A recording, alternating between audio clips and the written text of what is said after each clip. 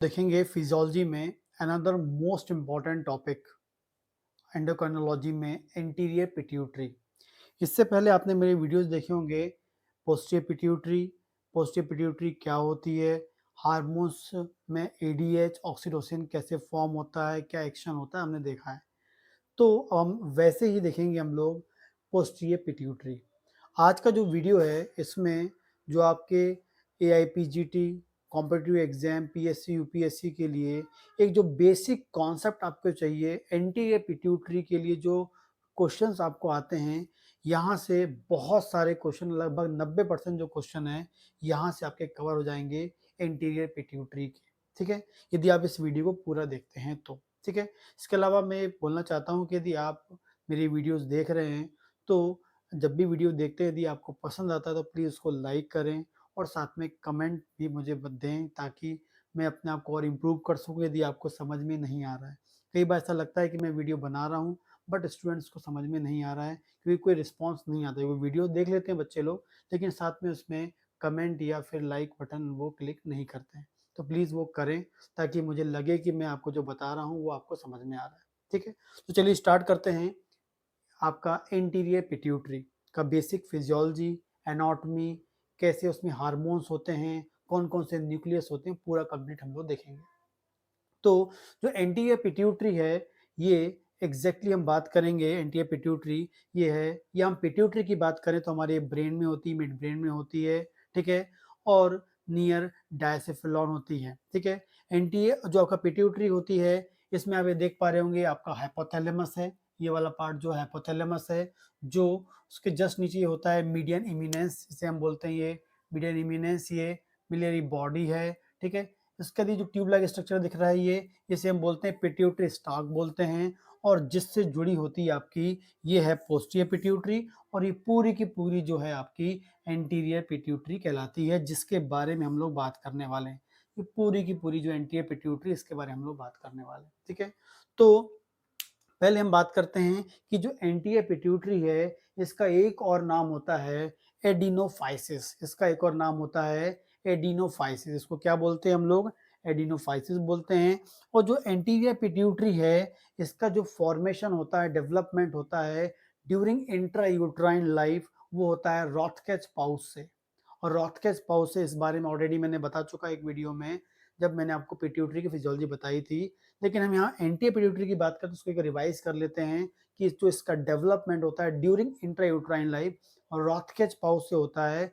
और जो रॉथकेच पाउच होता है एग्जैक्टली वो हमारे नेजल बोन जो होती हैं वहाँ से, वहाँ की जो नेजल बोन्स होती हैं उसकी जो एपिथेलियल सेल्स होती हैं वहीं से जो रॉथकेच पाउच होता है वो अपवर्ड मूव करके, ऊपर की ओर मूव करके इंटीरियर पिट्यूटरी बनाता है।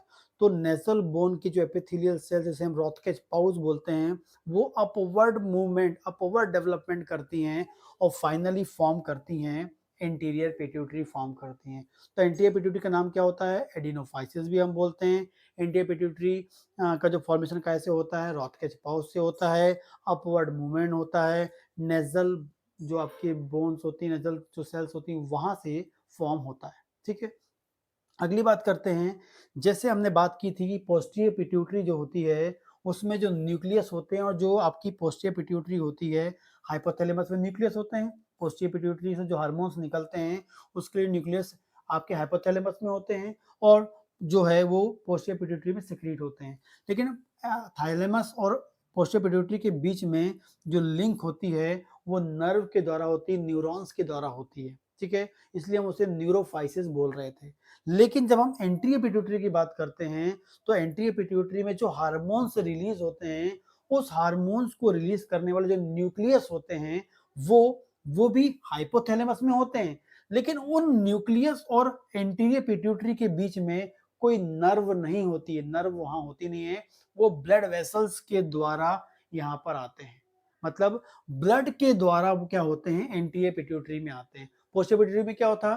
नर्व के द्वारा हार्मोन आ रहा था पोस्टीरियर पिट्यूटरी में, लेकिन एंटीरियर पिट्यूटरी में जो होता है वो ब्लड वेसल्स के द्वारा एंटीरियर पिट्यूटरी में आते हैं। तो एक इंपॉर्टेंट क्वेश्चन यहाँ बनता है कि कौन सी पिट्यूटरी में नर्व के द्वारा हार्मोन्स आते हैं?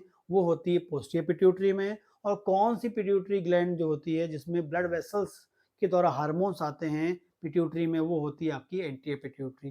तो एंटीरियर पिट्यूटरी ब्लड वेसल्स के द्वारा हार्मोन्स को लेती है, और जो पोस्टीरियर पिट्यूटरी होती है वो आपकी होती है न्यूरॉन्स, मतलब आपके नर्व के द्वारा हार्मोन्स को लेती है। ठीक है, आगे हम बात करते हैं जो एंटीरियर पिट्यूटरी है। ठीक है, ये हम पहले से पहले देख लेते हैं कि एंटीरियर पिट्यूटरी और जो हाइपोथैलेमस जुड़ा है, यहाँ पर जो ब्लड वेसल्स कैसी होती है, कौन सी ब्लड वेसल्स होती हैं, कैसे ब्लड वेसल्स का एक स्ट्रक्चर फॉर्म होता है, बहुत इंपॉर्टेंट होता है। तो आपको बता दें कि जो ब्रेन में superior hypophysial artery and inferior hypophysial artery, superior hypophysial artery, inferior hypophysial artery. Hypophysial मतलब होता है पिट्यूटरी को सप्लाई करने वाली, पिट्यूटरी में जाने वाली आर्टरी, क्योंकि हाइपोफाइसिस हम किसे बोलते हैं, पिट्यूटरी को बोलते हैं। तो सुपीरियर हाइपोफाइशियल और इंफीरियर हाइपोफाइशियल आर्टरी क्या होती है, हाइपोथैलेमस में एंटर करती है, और जैसी एंटर करती है, एंटर करके आपस में कॉमन होकर एक कैपिलरी फॉर्म करती है। क्या फॉर्म करती है, कैपिलरी फॉर्म करती है, जिसका नाम होता है हाइपोथैलेमिक कैपिलरी। क्या फॉर्म करती है, कैपिलरीज फॉर्म करती है, जिसका नाम होता है हाइपोथैलेमिक कैपिलरीज हम बोलते हैं। क्या बोलते हैं, हाइपोथैलेमिक कैपिलरी बोलते हैं। ये जो हाइपोथैलेमिक कैपिलरी है, ये आगे जाकर फिर एक इंपॉर्टेंट ब्लड वेसल्स फॉर्म करती है, जिसका नाम होता है पोर्टल वेन। ये जो आपको दिख रही है, यहाँ तक ये जो दिख रही है, इसे हम बोलते हैं पोर्टल वेन बोलते हैं। ये क्या फॉर्म हो रही है, पोर्टल वेन फॉर्म करती है। तो superior hypophysial artery, inferior hypophysial artery क्या फॉर्म करती है, कैपिलरी फॉर्म करती है। कहाँ पर, हाइपोथैलेमस में, और उस कैपिलरी का नाम होता है हाइपोथैलेमिक कैपिलरी। ये हाइपोथैलेमिक कैपिलरी जो होती है, आगे जाकर क्या फॉर्म करती है, पोर्टल वेन फॉर्म करते से बोलते हैं hypothalamo hypophyseal portal vein. Hypothalamo hypophyseal portal vein क्या बोलते हैं, हाइपोथैलेमो हाइपोफाइशियल पोर्टल वेन, क्योंकि कुछ पार्ट पोर्टल वेन का थैलेमस के पास होता है, इसलिए हम हाइपोथैलेमो बोल दिए, और कुछ क्या होता है आपका पिट्यूटरी के पास होता है, इसलिए हो गया हाइपोथैलेमो हाइपोफाइशियल पोर्टल वेन बोलते हैं। ठीक है, ये जो पोर्टल वेन्स होती हैं, आगे जाकर अगेन कैपिलरीज में कन्वर्ट हो जाती हैं, अगेन जाके कैपिलरीज फॉर्म करती हैं। ये आपको दिख रहा है, ये जो ऐसी जिगजैग वाली जो है, ये कैपिलरीज होती हैं, आगे जाके अगेन कैपिलरीज फॉर्म करती हैं। इसे हम बोलते हैं पिट्यूटरी कैपिलरी बोल देंगे, या एंटीरियर पिट्यूटरी कैपिलरी बोल देंगे। पिट्यूटरी कैपिलरी या एंटीरियर पिट्यूटरी कैपिलरी हम इसे बोलते हैं। ठीक है, और जो एंटीरियर पिट्यूटरी कैपिलरीज हैं, आगे जाके फाइनली क्या होती हैं, हमारी वेन जो होती है, मेन जो वेन्स होती हैं, उनमें जुड़ती हैं। फाइनली जिसे हम बोलते हैं सुपीरियर वेना कावा वेन जो होती है, उससे जुड़ती है। सुपीरियर वेना कावा कहाँ जाती है, राइट हार्ट में जाती है, राइट एट्रियम में आपकी जाके जुड़ जाती है, क्योंकि जो वेन्स होती हैं वो डीऑक्सीजनेटेड ब्लड को लेके जाती हैं। एक बार फिर से रिवाइज करते हैं, superior hypophysial artery, inferior hypophysial artery enter करती हैं हाइपोथैलेमस में, फॉर्म करती हैं हाइपोथैलेमिक कैपिलरीज, फॉर्म करती हैं हाइपोथैलेमिक कैपिलरी, फॉर्म करती हैं पोर्टल वेन, जिसे हाइपोथैलेमो हाइपोफाइशियल पोर्टल वेन बोलते हैं।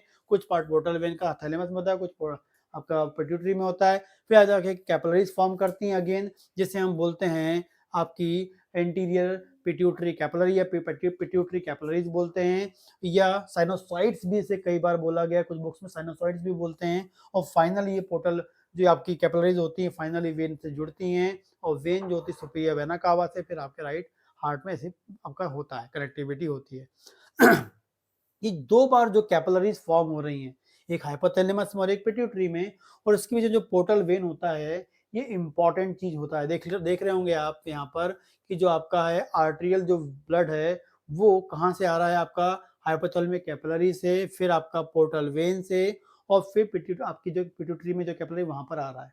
ये जो पोर्टल वेन होता है एक इम्पॉर्टेंट काम करता है। यह जो पोर्टल वेन होता है, जो दो कैपिलरी के बीच में होता है, जैसे हमारी बॉडी के जीआईटी में जो पोर्टल वेन होता है, जो हमारे आंतों से, इंटेस्टाइन से फूड को एब्जॉर्ब करके लीवर तक पहुंचाता है, इंपॉर्टेंट काम कर रहा है। पूरे के पूरे जितने भी न्यूट्रिएंट हैं, सबसे पहले पोर्टल वेन में जाते हैं और उसके बाद लीवर में जाते हैं, मतलब इंपॉर्टेंट सब्सटेंस को हमारे लीवर तक पहुंचा रहा है। वैसे ही ये जो आपकी कैपिलरीज होती हैं, जो कैपिलरीज होती हैं कहाँ पर, हाइपोथैलेमिक कैपिलरीज, वहां पर सिक्रीट होता है हमारा हार्मोन। जितने भी हाइपोथैलेमस में जो न्यूक्लियस होते हैं, जितने भी एंटीरियर पिट्यूटरी से रिलीज होने वाले हार्मोन्स को रिलीज करने वाले जो आपके न्यूक्लियस होते हैं हाइपोथैलेमस में, वो क्या करते हैं, अपने जो रिलीजिंग हार्मोन्स होते हैं उनको इस कैपिलरी में सिक्रीट करते हैं और इस कैपिलरी से इंपॉर्टेंट हार्मोन्स को एंटीरियर पिट्यूटरी तक पहुंचाने के लिए जो एक पाइप होता है भी, उसका नाम होता है पोर्टल वेन। जैसे हमारे लीवर में है वैसे यहाँ ये इंपॉर्टेंट काम कर रहा है। ठीक है, यहाँ पर आर्टियल ब्लड आ रहा है क्योंकि ये इंपॉर्टेंट काम कर रहा है। और जो भी यहाँ हार्मोन्स रिलीज हो रहा है, रिलीजिंग हार्मोन रिलीज हो रहा है न्यूक्लियस से, या जो केमिकल सब्सटेंस या फैक्टर रिलीज हो रहे हैं, वो कंसंट्रेट फॉर्म में कहां पर आ जाएं, कैपिलरी आपके एंटीरियर पिट्यूटरी तक आ जाएं। क्योंकि यदि यहाँ भी कैपिलरी होता तो ये डाइल्यूट हो जाता। आपको बता दूं कि जो हमारी बॉडी में जहां भी कैपिलरीज होती हैं उनका काम होता है वहीं से न्यूट्रिएंट हमारी सेल तक जाते हैं और जो भी वेस्ट प्रोडक्ट सेल में बने हैं वो अगेन ब्लड में आते हैं। तो ब्लड के अंदर किसी को आना है और ब्लड से बाहर जाना है तो वो कैपिलरी से ही होता है। ठीक है, इसलिए यहाँ पर कैपिलरी है, इसलिए यहाँ पर कैपिलरी भी आगे बताऊंगा। यहाँ पर कैपिलरी है क्योंकि यहाँ के जो न्यूक्लियस हैं वो केमिकल सब्सटेंस या केमिकल फैक्टर्स या जो रिलीजिंग हार्मोन्स प्रोड्यूस कर रहे हैं वो इजीली इस ब्लड वेसल्स में आ जाएं, इसलिए यहाँ कैपिलरी होती है। कैपिलरी कैसी होती है, परमिएबल होती है, मोर परमिएबल होती है, बिल्कुल आपकी इजीली न्यूट्रिएंट को परमिएबल कर सकती है, आपको आपके सेल से मतलब ब्लड वेसल्स के वॉल के बाहर से अंदर और अंदर से बाहर की ओर इजीली ये मूव हो सकते हैं, परमिएबल होती है कैपिलरी। और ये कैपिलरी इसलिए बनाई गई है कि यहाँ के जितने भी न्यूक्लियस हैं वो जितने भी आपके हार्मोन्स रिलीज करें वो इजीली यहाँ पर आ जाएंगे और जो पोर्टल वेन से बिना डाइल्यूट होते हुए आपके एंटीरियर पिट्यूटरी में पहुंच जाएंगे। ठीक है, और एंटीरियर पिट्यूटरी में आकर वो अपना काम करेंगे। ठीक है, तो इस तरीके से यहाँ पर जो हाइपोथैलेमिक कैपिलरी है और जो यहाँ पर आपका पिट्यूटरी कैपिलरी इंपॉर्टेंट काम करती हैं। जब यहाँ पर ये हार्मोन आएंगे तो ये हार्मोन यहाँ रिलीज होंगे, तभी तो यहाँ की सेल क्या करेंगी, इंपॉर्टेंट टाइप के हार्मोन्स को प्रोड्यूस करेंगे। अभी मैं आपको बताता हूँ। ठीक है, तो इस तरीके से जो ब्लड का सर्कुलेशन होता है आपका हाइपोथैलेमस और एंटीरियर पिट्यूटरी में, ये मैंने आपको बताया। ठीक है, आगे हम देखते हैं कि एंटीरियर पिट्यूटरी में कौन सी सेल्स होती हैं। ठीक है, सेकंड हम लोग देखेंगे एंटीरियर पिट्यूटरी में कौन सी सेल्स होती है, एंटीरियर पिट्यूटरी कौन सेल्स का बना होता है। एंटीरियर पिट्यूटरी में कैपिलरीज का गुच्छा तो है, जिसे हम बोलते हैं पिट्यूटरी कैपिलरी है, कैपिलरी का गुच्छा बोल रहे हैं, कैपिलरीज बोल रहे हैं। लेकिन कैपिलरीज के बीच में इंपॉर्टेंट टाइप की ग्लैंडुलर सेल्स होती हैं, इंपॉर्टेंट टाइप की ग्लैंडुलर सेल्स होती हैं। और ये जो इंपॉर्टेंट टाइप की जो ग्लैंडुलर सेल्स होती हैं ये दो टाइप की होती हैं। एक ऐसी सेल होती है जो कलर को लेती है और एक ऐसी सेल होती है जो कलर को नहीं लेती है। मतलब यदि हम यहाँ की सेल को निकालेंगे और उसमें कलर डालेंगे तो जो सेल कलर ले रही है हम उसे बोलेंगे क्रोमोफिलिक सेल। क्रोमोफिलिक सेल, ये जो आपको रंग दिख रही हो, लाल रंग की, ब्लू रंग की दिख रही है, इन्हें हम बोलते हैं क्रोमोफिलिक सेल्स बोलते हैं। ऐसी पिट्यूटरी ग्लैंडुलर सेल्स जो कलर लेती है, रंग लेती है, स्टेन हो जाती हैं, कलरफुल हो जाती है, कलर लेने पर कलर को एब्जॉर्ब कर लेती हैं, स्टेनिंग करने पर वो स्टेन हो जाती हैं, उन्हें हम बोलते हैं क्रोमोफिलिक सेल्स बोलते हैं। ठीक है, और ये जो क्रोमोफिलिक सेल्स भी होती हैं इनका काम होता है हार्मोन्स को सिक्रीट करने वाला। तो इंपॉर्टेंट पॉइंट हम यहाँ से क्या सीखते हैं, पिट्यूटरी ग्लैंड एंटीरियर पिट्यूटरी की क्रोमोफिलिक सेल्स ही क्या करती हैं, हार्मोन्स को सिक्रीट करती हैं, हार्मोन्स को प्रोड्यूस करती हैं। ठीक है, तो ऐसी सेल, ऐसी ग्लैंडुलर सेल्स पिट्यूटरी की जो कलर लेती हैं क्रोमोफिलिक सेल्स कहलाती हैं। इनका काम क्या होता है, हार्मोन्स का फॉर्मेशन होता है। और ये क्रोमोफिलिक सेल भी दो टाइप की होती हैं। यदि वो एसिडिक डाई या एसिडिक स्टेन को लेती हैं तो हम उसे बोलते हैं एसिडोफिलिक। ये जो लाल रंग की दिख रही हैं ये एसिडोफिलिक हैं, जो ब्लू रंग की दिख रही हैं ये बेसोफिलिक हैं। जो बेसिक डाई लेती हैं उन्हें हम बोलते हैं बेसोफिलिक बोलते हैं। तो फिर से हम बात करते हैं, जो ग्लैंडुलर सेल्स कलर लेती हैं क्रोमोफिलिक सेल्स, वो क्या करती हैं, हार्मोन्स प्रोड्यूस करती हैं। ये भी दो टाइप की होती हैं, एक एसिड वाली होती है और एक बेस वाली होती है। जो एसिडिक डाई लेंगी एसिडोफिलिक, जो बेसिक डाई लेंगी बेसोफिलिक कहलाएंगी। एसिड डाई वाली जो सेल्स होती हैं ये आपको रेड कलर की दिख रही हैं, बेसिक डाई वाली सेल जो होती है 3 टाइप की दिख रही हैं और ये हार्मोन्स रिलीज करती हैं। ठीक, तो इस प्रकार से आपको इंपॉर्टेंटली याद होना चाहिए। आगे बात करेंगे जो दूसरी जो आपका डाई नहीं लेती हैं, जिसे हम बोलते हैं जो कलर नहीं लेती, स्टे नहीं लेती हैं, हम उसे क्या बोलते हैं, chromophobe cells, phobe cells, phobic cells, chromophobic cells या क्रोमोफोब सेल्स कहते हैं। ये जो ब्लैक कलर की आपको क्रोमोफोबिक सेल्स या क्रोमोफोब सेल्स कहते हैं, ये जो ब्लैक कलर की आपको दिख रही हैं इन्हें हम क्रोमोफोब सेल्स या क्रोमोफोब सेल्स बोलते हैं। ये क्रोमोफोब सेल्स जो होती हैं ये किसी प्रकार का कोई सिक्रीशन नहीं करती हैं, कोई हार्मोन्स को रिलीज नहीं करती हैं, कोई कलर नहीं लेती हैं। तो जब भी कोई बात करे कि जो पिट्यूटरी ग्लैंड की जो भी ग्लैंडुलर सेल्स हैं जो क्रोमोफोब सेल्स होंगी मतलब हार्मोन रिलीज नहीं करेंगे, कलर नहीं लेंगे, क्रोमोफिलिक सेल्स होंगी हार्मोन रिलीज करेंगे, कलर आपको देंगी। तो इस प्रकार से जो एंटीरियर पिट्यूटरी है वो कैपिलरी के गुच्छे से भरा होता है। हम जैसे पिट्यूटरी कैपिलरीज भी बोलते हैं, एंटीरियर पिट्यूटरी कैपिलरीज भी बोलते हैं। इसके अलावा इसमें ग्लैंडुलर सेल्स होती हैं, क्रोमोफोब सेल्स होती हैं, क्रोमोफिलिक सेल्स होती हैं, एसिडोफिलिक सेल्स होती हैं, बेसोफिलिक सेल्स होती हैं। ये जो एसिडो और बेसोफिलिक सेल्स बता रहे हैं ये भी अपने आप में अलग अलग होती है। अभी आपको मैं नाम बता देता हूँ। पहली जो सेल होती है मतलब जो इसमें एसिडोफिलिक सेल्स होंगी वो दो होती हैं। वो कौन सी है, गोनेडोट्रोप्स एंड सोमेटोट्रोपिक सेल्स। ठीक है, अभी आगे हम लोग देखेंगे। और जो तीन जो आपकी दिखा रहा हूं मैं आपको यहाँ पर उन्हें हम थायरोट्रॉप, कॉर्टिकोट्रॉप या लेक्टोट्रॉप सेल्स हम बोलते हैं। अभी इसको हम डिटेल अभी आगे देखते हैं। ठीक है, तो इस प्रकार से आपकी एंटीरियर पिट्यूटरी आपका हो गया।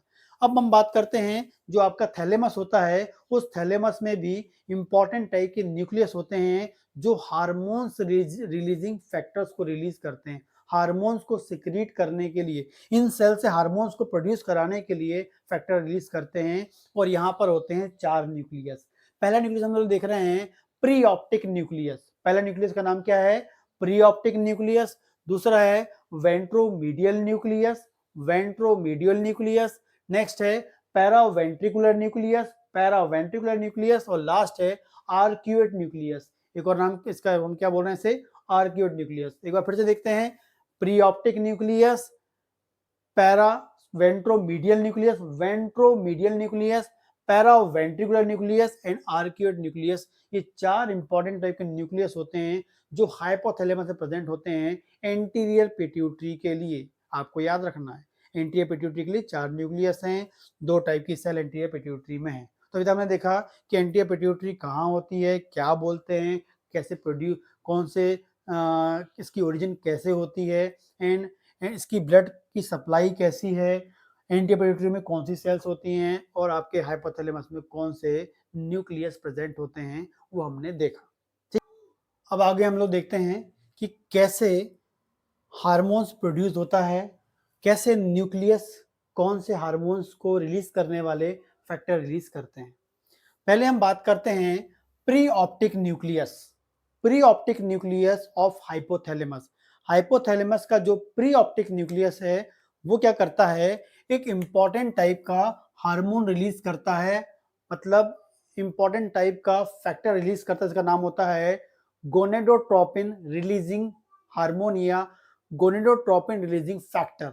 गोनेडोट्रोपिन रिलीजिंग हार्मोन, गोनेडोट्रोपिन, ठीक है, ट्रोपिन रिलीजिंग हार्मोन या फैक्टर इसको रिलीज करता है। और जैसे रिलीज करता है तो यहाँ कैपिलरीज होती है, कैपिलरी में वो इजीली क्या होता है, मूव होता है और यहाँ से मूव होकर ये पोर्टल वेन से होता हुआ कहाँ पर आता है, आपके एंटीरियर पिट्यूटरी में आता है। एंटीरियर पिट्यूटरी में जो कैपिलरीज होती हैं उन कैपिलरीज से इजीली मूव होके बाहर ब्लड वेसल्स, जो कैपिलरी की वॉल होती है उससे बाहर मूव होता है और बाहर मूव होकर इंटरस्टिशियल स्पेस, जो ब्लड वेसल्स वॉल के बाहर का जो स्पेस होता है उसे हम बोलते हैं इंटरस्टिशियल स्पेस बोलते हैं, क्योंकि वहां पर सेल होती हैं, उन सेल के बीच का जो स्पेस होता है इंटरस्टिशियल स्पेस भी कहलाता है। ठीक है, तो ये जो कैपिलरी इसलिए बनी क्योंकि कैपिलरी क्या करेगी, इस हार्मोन को, गोनेडोट्रोपिन रिलीजिंग हार्मोन्स को, ये कैपिलरी से निकल के कहां पर आता है, इंटरेस्ट आपके इस इंटरस्टिशियल स्पेस में आता है। और यहाँ पर बहुत सारी सेल पड़ी हुई जिसका नाम होता है क्रोमोफिलिक सेल्स पड़ी हुई हैं। लेकिन ये गोनेडोट्रोपिन रिलीजिंग फैक्टर उसी सेल से बाइंड होता है, उसी सेल से जुड़ता है जिस सेल के पास ये रिसेप्टर होते हैं। मतलब ऐसी क्रोमोफिलिक सेल, एंटीरियर पिट्यूटरी की ऐसी क्रोमोफिलिक सेल जिसके पास गोनेडोट्रोपिन रिलीजिंग हार्मोन के लिए रिसेप्टर होते हैं, और वो जो हार्मोन है उस सेल से बाइंड होता है। और जो सेल के पास रिसेप्टर होते हैं वो क्रोमोफिलिक सेल है, लेकिन उसका नाम क्या होता है? उसका नाम होता है गोनेडोट्रोप सेल्स।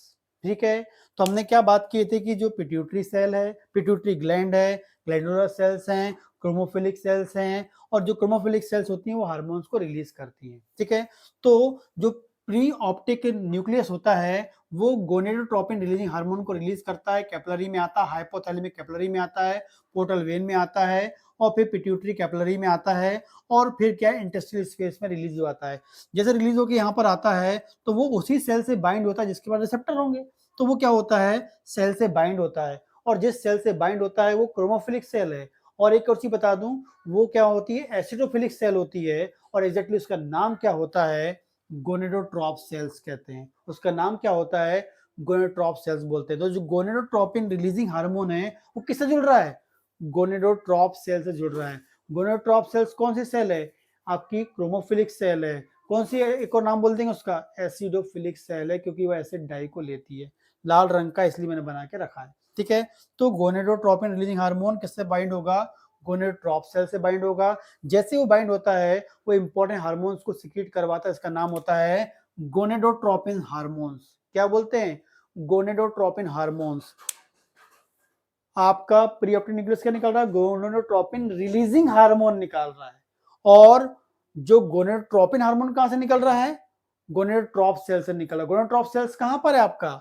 एंटीरियर पिट्यूटरी में है। इस गोनेडोट्रॉप सेल्स में क्या निकालती है? गोनेडोट्रोपिन हार्मोन्स निकालती है। गोनेडोट्रोपिन हार्मोन्स दो होते हैं जिनका नाम होता है एफएसएच एंड एलएच। क्या नाम होता है? FSH LH. एफएसएच का नाम होता है फॉलिकुलर स्टिमुलेटिंग हार्मोन, एलएच का नाम होता है luteinizing hormone. Follicular stimulating hormone, luteinizing hormone, ये दोनों जो हार्मोन होते हैं, यदि हम बात करें पुरुषों में, मेल में जाएंगे और मेल के टेस्टिस में, मेल के बाद टेस्टिस होती है वहां जाके एक्ट करेंगे, और मेल के टेस्टिस में जाकर ये दो इंपॉर्टेंट काम करते हैं। पहला इंपॉर्टेंट काम करते हैं स्पर्म फॉर्मेशन। पहला काम क्या करते हैं? स्पर्म का फॉर्मेशन करवाते हैं, इसे हम बोलते हैं स्पर्मेटोजेनेसिस। तो एफएसएलएच का काम मेल में क्या है? Sperm formation, spermatogenesis. Second important काम करता है टेस्टोस्टेरोन का फॉर्मेशन।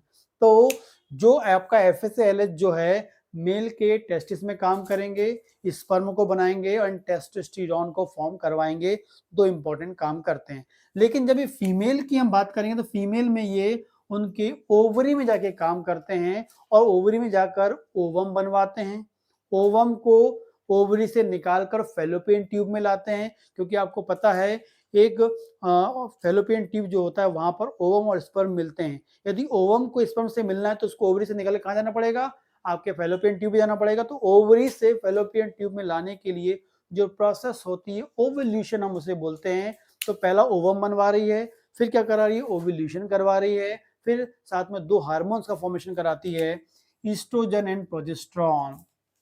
तो फीमेल में एफएसएलएच क्या करते हैं? ओवरी का फॉर्मेशन, ओवम का फॉर्मेशन, ओवम को निकालने में एफएसएच के लिए, सॉरी, आपका एस्ट्रोजन फॉर्मेशन एंड प्रोलेक्ट, आपका जो प्रोजेस्टेरॉन है उसके फॉर्मेशन में रिस्पॉन्सिबल होते हैं। चार इंपॉर्टेंट काम कर रही है आपका आपका ओवम फॉर्मेशन, ठीक है ना, दूसरा ovulation, oestrogen formation and progesterone formation करवा रही है। ठीक है, आगे हम बात करते हैं जिस प्रकार से जो गोनाडोट्रोपिन है ये आपका मेल और फीमेल में काम करता है। इंपॉर्टेंट क्वेश्चन बनता है कि पिट्यूटरी ग्लैंड में, एंटी पिट्यूटरी में कौन सी सेल होती है जो गोनाडोट्रोपिन हार्मोन रिलीज करती है? गोनाडोट्रोप सेल्स कहलाती है। किस नेचर की होती है? एसिडोफिलिक नेचर की होती है, क्रोमोफिलिक नेचर की होती है। कौन सा हार्मोन रिलीज करती है? एफएलएच करती है। एफएलएच मेल में क्या करते हैं? स्पर्म बनवाते हैं, टेस्टोस्टेरोन बनाते हैं। फीमेल में क्या करते हैं? ओवम बनवाते हैं, ओवुलेशन करवाते हैं, एस्ट्रोजन और प्रोजेस्टेरॉन को फॉर्म करवाते हैं।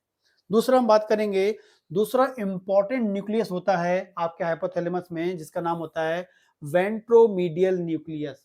वेंट्रोमीडियल न्यूक्लियस, वेंट्रोमीडियल न्यूक्लियस जो है ये दो इंपॉर्टेंट रिलीजिंग फैक्टर प्रोड्यूस करते हैं।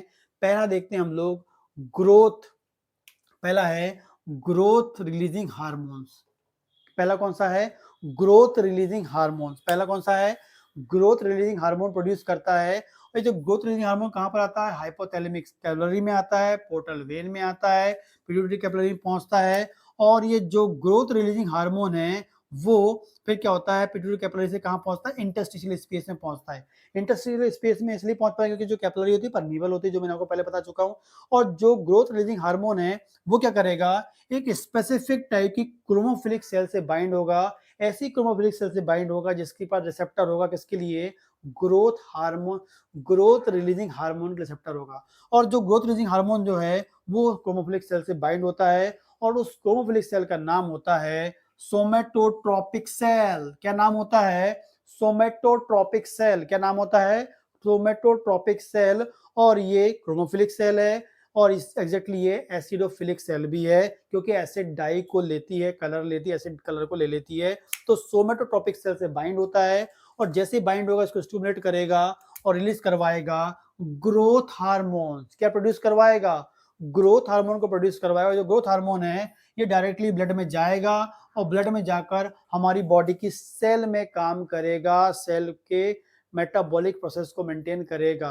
और दूसरा ये ग्रोथ हार्मोन लीवर में पहुंचेगा और वहां जाकर प्रोड्यूस करेगा सोमेटोमेडिन।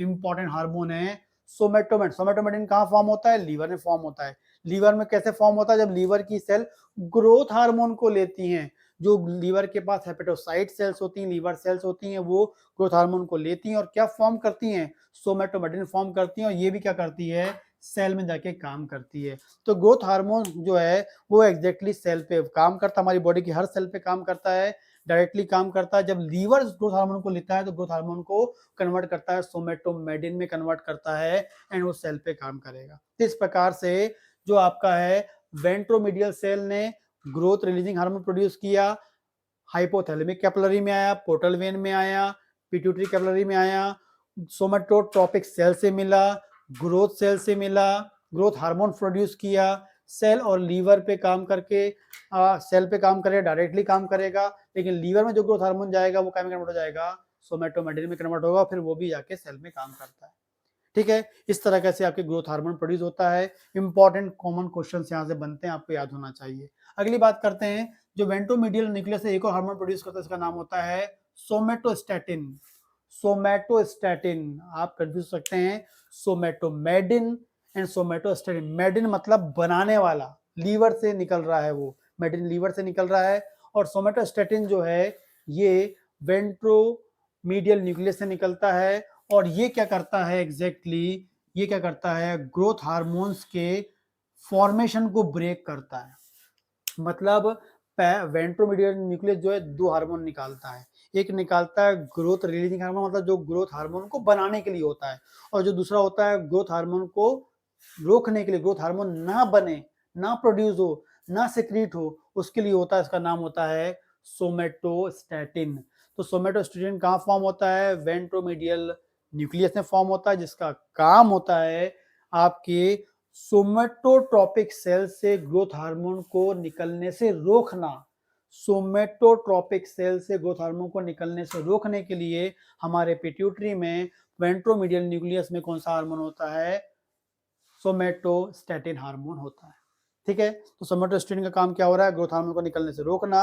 और ग्रोथ हार्मोन का काम क्या हो रहा है? ग्रोथ हार्मोन को निकालने के लिए रिस्पॉन्सिबल होना। ठीक है, आगे हम बात करते हैं पैरावेंट्रिकुलर न्यूक्लियस। जो पैरावेंट्रिकुलर न्यूक्लियस है ये भी एक इंपॉर्टेंट न्यूक्लियस होता है आपके हाइपोथैलेमस में, जो प्रोड्यूस करता है दो इंपॉर्टेंट रिलीजिंग हार्मोन्स को। पहला इसका नाम है, पहला है TRH, thyroid releasing hormone. Thyroid releasing hormone को रिलीज करता है, जो हाइपोथैलेमिक कैपिलरी में आता है, पोर्टल वेन में जाता है, फिर पिट्यूटरी कैपिलरी में जाता है और प्रोड्यूस करता है। वो फाइनली कहाँ जाता है? थायराइड रिलीजिंग हार्मोन कहाँ जाता है? आपके इंटेस्टाइन में जाता है। वो बाइंड होता है ऐसी सेल से जिसके पास थायराइड रिलीजिंग हार्मोन के रिसेप्टर्स होता है, उसका नाम होता है thyrotrope sales.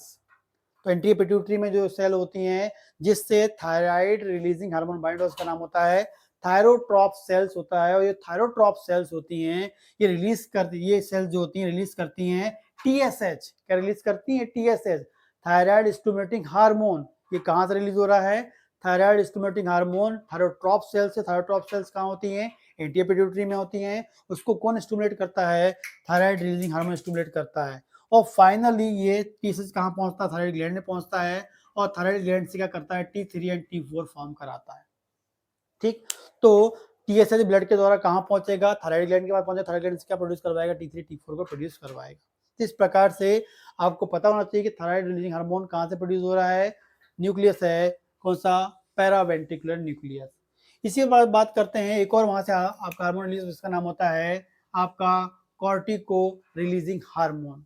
Cortico releasing hormone, ये कॉर्टिको रिलीजिंग हार्मोन क्या होता है? पैरावेंट्रिकुलर न्यूक्लियस से रिलीज होता है, हाइपोथैलेमिक कैपिलरी में आता है, पोर्टल वेन में आता है, पिट्यूटरी कैपिलरी में आता है और फाइनली क्या होता है? बाइंड होता है स्पेसिफिक टाइप की सेल्स का नाम होता है कॉर्टिकोट्रॉप सेल्स। इसका नाम होता है कॉर्टिकोट्रॉप सेल्स और ये बेसोफिलिक नेचर की, तो ब्लू कलर का दिखाया मैंने, बेसोफिलिक नेचर की होती है और ये रिलीज करती है ACTH। क्या रिलीज करती है? ACTH को रिलीज करती है। रिलीज करती है ACTH को रिलीज करती है और जो ACTH है वो कहाँ जाता है? एड्रिनल ग्लैंड के पास जाता है और इंपॉर्टेंट हार्मोन्स को रिलीज करवाता है। इसका नाम होता है ग्लूकोकॉर्टिकॉइड। ग्लूकोकॉर्टिकॉइड हार्मोन्स को रिलीज करवाता है। फिर से हम बात करते हैं, paraventricular nucleus cortico releasing hormone release करेगा, हाइपोथैलेमिक कैपिलरी में आएगा, पोर्टल वेन में आएगा, पिट्यूटरी कैपिलरी में आएगा। किससे मिलेगा वो? कॉर्टिकोट्रॉप सेल से मिलेगा। क्या रिलीज करेगा? ACTH रिलीज करेगा। ACTH क्या करेगा? एड्रिनल ग्लैंड में पहुंचेगा और क्या रिलीज करवाएगा? ग्लूकोकॉर्टिकॉइड रिलीज करवाएगा। किसको रिलीज करवाएगा? किसको रिलीज करवाएगा? ग्लूकोकॉर्टिकॉइड को रिलीज करवाएगा। ठीक है, एंड वो फादर अपना एक्शन करेगा। हर हार्मोन का इंडिविजुअल एक्शन हम लोग देखने वाले हैं, फंक्शन देखने वाले हैं आगे के वीडियोस में। आगे हम लोग देखते हैं, नेक्स्ट है जो आपका है आर्क्यूएट न्यूक्लियस। आर्क्यूएट न्यूक्लियस जो है ये रिलीज करता है आपका prolactin inhibitory factor. Prolactin inhibitory factor release करता है जो हाइपोथैलेमिक कैपिलरीज में आता है, पोर्टल वेन में आता है और फाइनली कहाँ पहुंचता है? आपके पिट्यूटरी कैपिलरी में। और कहाँ पहुंचेगा? फाइनली वो आपके इंडस्ट्रियल स्पेस में पहुंचेगा और कौन सी सेल से मिलेगा? जिसके पास रिसेप्टर होगा उसका नाम होता है लैक्टोट्रॉप सेल्स। क्या नाम होता है? Lactotrope sales. लैक्टोट्रॉप सेल्स जो है ये भी बेसोफिलिक नेचर की होती हैं और इस लैक्टोट्रॉप सेल से कौन बाइंड होगा? Prolactin inhibitor factor. Prolactin inhibitor factor का काम क्या होता है? ये इस सेल्स को इनहिबिट करता है, रोकता है प्रोलैक्टिन के फॉर्मेशन को। अभी तक हमने देखा जितने भी हमारी सेल थी, gonadotrope cells, somatotropic cells, thyrotrope cells, corticotrope cells जो होती हैं, ये सब के सब हार्मोन्स को रिलीज कर रही हैं। लेकिन यहाँ पर जो आपका लैक्टोट्रॉप सेल्स है वो प्रोलैक्टिन इनहिबिटरी फैक्टर से मिलेगा और प्रोलैक्टिन के फॉर्मेशन को कम करेगा। यहाँ हम ये सीखते हैं, यदि प्रोलैक्टिन इनहिबिटरी फैक्टर ज्यादा होगा तो प्रोलैक्टिन कैसा हो जाएगा? कम हो जाएगा, क्योंकि ये रोकता है। तो प्रोलैक्टिन इनहिबिटरी फैक्टर यदि यहाँ पर ज्यादा आएगा तो ये वाली सेल्स क्या करेगी? लैक्टोट्रॉप सेल्स क्या करेगी? प्रोलैक्टिन की फॉर्मेशन कम कर देगी। लेकिन यदि प्रोलैक्टिन इनहिबिटरी फैक्टर कम आएगा तो प्रोलैक्टिन का फॉर्मेशन कैसा हो जाएगा? ज्यादा होने लगेगा। यदि तो प्रोलैक्टिन का फॉर्मेशन कैसा हो जाएगा? ज्यादा होने लगेगा। यदि हम लैक्टेटिंग वुमेन की बात करें जो बच्चे को दूध पिलाती है, तो प्रोलैक्टिन हार्मोन उनके लिए बहुत अधिक जरूरी होता है, क्योंकि प्रोलैक्टिन हार्मोन क्या करता है? ब्रेस्ट की सेल पे काम करके मिल्क का फॉर्मेशन करवाता है, मिल्क फॉर्मेशन के रिस्पॉन्सिबल होता है। तो जिस फीमेल में लैक्टेशन की स्टेज चल रही है, जो बच्चे को दूध पिला रही है, उसके इसमें प्रोलैक्टिन ज्यादा फॉर्म होगा। इसका मतलब है प्रोलैक्टिन इनहिबिटरी फैक्टर कम बन रहा होगा आर्क्यूएट न्यूक्लियस से। ठीक है, तो ये प्रोलैक्टिन इनहिबिटरी फैक्टर रिलीज करता है। जब प्रोलैक्टिन ज्यादा चाहिए तो ये कम निकलेगा, जब प्रोलैक्टिन नहीं चाहिए तो ज्यादा निकलेगा, ताकि प्रोलैक्टिन फॉर्म ना हो पाए। और लैक्टेटिंग वुमेन में प्रोलैक्टिन फॉर्म होता है जो मिल्क एंड मिल्क फॉर्मेशन में रिस्पॉन्सिबल होता है, ब्रेस्ट मिल्क फॉर्म करता है, इंपॉर्टेंट फंक्शन करता है लैक्टेटिंग वुमेन ने बच्चे के लिए। ठीक है, लेकिन उस मिल्क को ब्रेस्ट से बाहर निकालना है, बच्चे के मुंह में डालना है, तो वहां ऑक्सीटोसिन काम करता है। इंपॉर्टेंट याद रखना है, ब्रेस्ट के अंदर मिल्क बन रहा है प्रोलैक्टिन से, लेकिन ब्रेस्ट से मिल्क को बाहर निकालना है तो वहां चाहिए आपको ऑक्सीटोसिन चाहिए। तो इस प्रकार से ये इंपॉर्टेंट कॉन्सेप्ट है आपकी एंटीरियर पिट्यूटरी का, जिसमें हमने पूरे हार्मोन्स को देखा। इंपॉर्टेंट हार्मोन्स निकल रहे हैं आपका एफएसएच, एलएच, ग्रोथ हार्मोन, आपका thyroid stimulating hormone TSH, ACTH and last है प्रोलैक्टिन। इतने इंपॉर्टेंट हार्मोन जो है रिलीज होते हैं जो बॉडी की इंपॉर्टेंट प्रोसेस को करने के लिए रिस्पॉन्सिबल होते हैं। तो इससे आपके बहुत सारे क्वेश्चन आपके बन जाएंगे, शॉर्ट नोट्स के लिए भी आपको आ सकते हैं। आपको एटलीस्ट ये वीडियो अच्छे से आएगा तो आपका जो एंटी एपिट्यूटरी है पूरे दिमाग में आपका रहेगा। आगे चल के हम पूरे हर इंडिविजुअल हार्मोन्स के फंक्शन को देखने वाले हैं, सिस्टमिक देखेंगे, सिस्टमेटिक ढंग से देखेंगे ताकि वो आपके एग्जाम को निकालने में, लिखने में आपको इजीली आसानी हो। और साथ में कॉम्पिटिटिव एग्जाम के क्वेश्चंस को भी यहाँ पर हम लोग आपको इन्वॉल्व करेंगे, उनको लेंगे ताकि आपको वो भी एग्जाम में दे, आपको उसको क्रैक करने में आपको हेल्प मिले। ठीक है, तो इस प्रकार से वीडियो है। यदि आपको मेरा वीडियो पसंद आता है प्लीज़ लाइक करें, उसे कम इसमें आप कमेंट करें, लाइक बटन को लाइक करें, कमेंट करें ताकि मुझे मालूम चले कि मैं जो आपको बता रहा हूँ वो आपको समझ में आ रहा है।